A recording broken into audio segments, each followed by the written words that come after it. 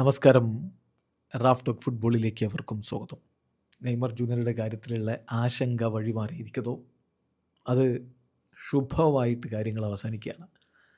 Neymar 2-3 ദിവസം ട്രെയിനിങ്ങിൽ പങ്കെടുത്തില്ല എന്ന് പറഞ്ഞുകൊണ്ട് വലിയ വാർത്തയായിരുന്നല്ലോ.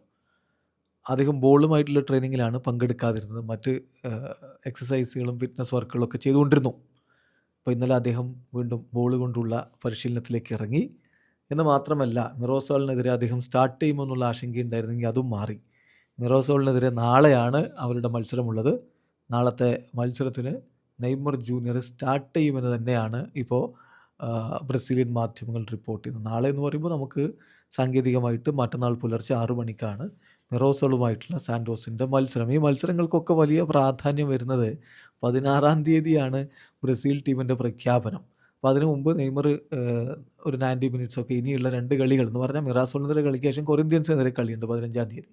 ഈ കളികളൊക്കെ അദ്ദേഹം 90 മിനിറ്റ്സൊക്കെ കളിക്കുകയാണെങ്കിൽ, ഫിറ്റ്നസ് ഓക്കെ ആണെങ്കിൽ ആഞ്ചലോട്ടി അദ്ദേഹത്തെ സ്ക്വാഡിലേക്ക് എടുക്കും. അതിനുള്ള സാധ്യത കൂടുതലാണ്.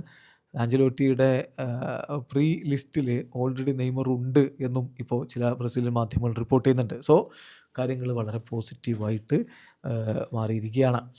ഇപ്പോൾ ബ്രസീൽ മാധ്യമങ്ങൾ റിപ്പോർട്ട് ചെയ്യുന്ന കാര്യം എന്താ വെച്ചാൽ, ഈ ആഴ്ചയിൽ നെയ്മർ ജൂനിയർ ട്രെയിനിങ് സെൻറ്ററിൽ എക്സസൈസും ഫിറ്റ്നസ് വർക്കും ഒക്കെയാണ് ചെയ്തുകൊണ്ടിരുന്നത്. അത് ടെക്നിക്കൽ സ്റ്റാഫും അതുപോലെ മെഡിക്കൽ സ്റ്റാഫും നിർദ്ദേശിച്ച പ്ലാൻ അനുസരിച്ച് ചെയ്തതാണ്. അതായത് ഒരു പ്രിവെൻറ്റീവ് മെഷർ, പരിക്കിലേക്കൊന്നും പോവാതിരിക്കാൻ, മസിൽ ഫാറ്റിഗ് ഉണ്ടായിരുന്നു, പരിക്കിലേക്കൊന്നും പോവാതിരിക്കാൻ ഒരു പ്രിവെൻറ്റീവ് മെഷർ എന്ന രൂപത്തിൽ ചെയ്തതാണ്, വിത്തൗട്ട് എനി കൺസേൺ. അതോടൊപ്പം തന്നെ അദ്ദേഹം ഇപ്പോൾ ട്രെയിനിങ് ഗ്രൗണ്ടിലേക്ക് മടങ്ങിയെത്തുന്നു.